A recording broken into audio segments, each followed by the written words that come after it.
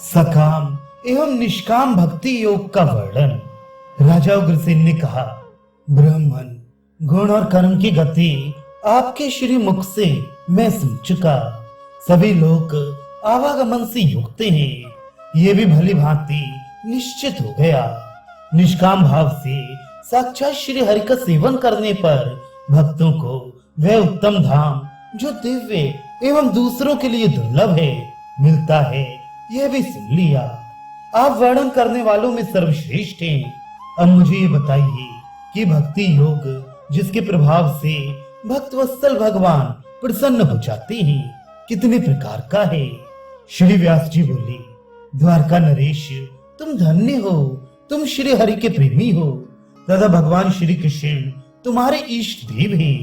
तुमने भक्ति योग के संबंध में प्रश्न किया है, इससे तुम्हारी वह निर्मल बुद्धि भी धन्य है।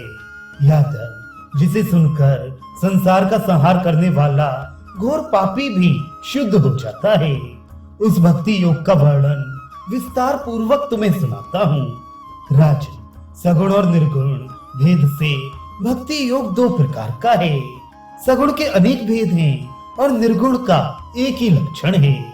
देहधारियों के गुणानुसार सगुण के विभिन्न प्रकार के भेद होते हैं। उन गुणों से युक्त तीन तरह के भक्त होते हैं, उनका वर्णन अलग अलग सुनो। जो भेद दृष्टि रखने वाला क्रोधी पुरुष हिंसा, दंभ और मात्सर्य का आश्रय लेकर श्री हरि की भक्ति करता है, उसे तामस भक्त कहा गया है। राजन, जो यश, ऐश्वर्य तथा इंद्रिय के विषयों को लक्ष्य करके यत्न पूर्वक श्री हरि की उपासना करता है, उसकी गणना रास्तिक भक्तों में है। जो कर्म क्षय का उद्देश्य लेकर अभेद दृष्टि से मोक्ष के लिए भगवान विष्णु की उपासना करता है, वह भक्त सात्विक कहा जाता है। महामते, अर्थार्थी, आर्त, जिज्ञासु और ज्ञानी, ये चार प्रकार के पुरुष भगवान विष्णु का भजन करते हैं। इन्होंने स्वयं अपना कल्याण कर लिया है। यूं भक्ति योग के अनेक प्रकार हैं। भक्ति योग के द्वारा जो श्री हरि का पूजन करते हैं, वे सकामी भक्त भी बड़े सुकृति पुण्यात्मा हैं। इसी प्रकार अब निर्गुण भक्ति योग का लक्षण सुनो। जैसे गंगा जी का जल स्वाभाविक ही समुद्र की ओर प्रवाहित होता है, उसी प्रकार श्रवण मात्र से साक्षात परिपूर्णतम एवं संपूर्ण कारणों के भी कारण भगवान श्री कृष्ण के प्रति बिना ही कारण मन की गति अविच्छिन्न एवं अखंडित रूप से प्रवाहित होने लगे। इसे निर्गुण भक्ति कहा गया है। मानद, अब निर्गुण भक्तों के लक्षण सुनो।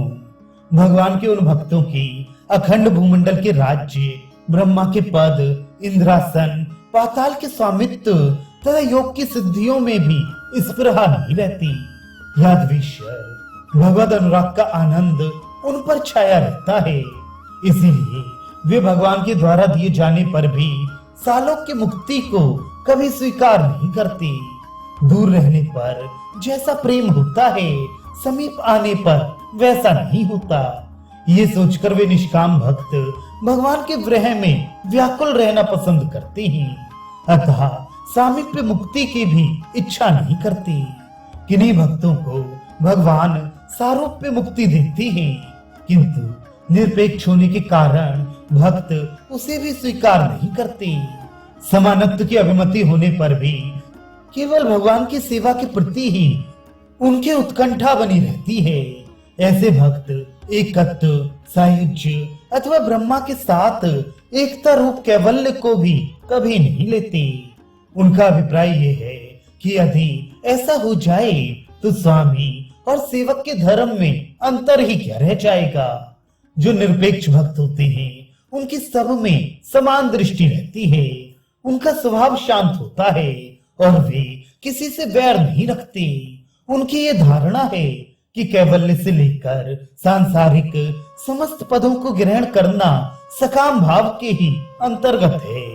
जिस प्रकार फूलों की गंध को नासिका ही जानती है, आंख को उसका ज्ञान नहीं होता, ठीक वैसे ही निरपेक्षता रूप महान आनंद को भगवान के निष्काम भक्ति ही जानते हैं। जैसे रस को बनाने वाला हाथ रस के स्वाद से सदा अनभिज्ञ ही रहता है।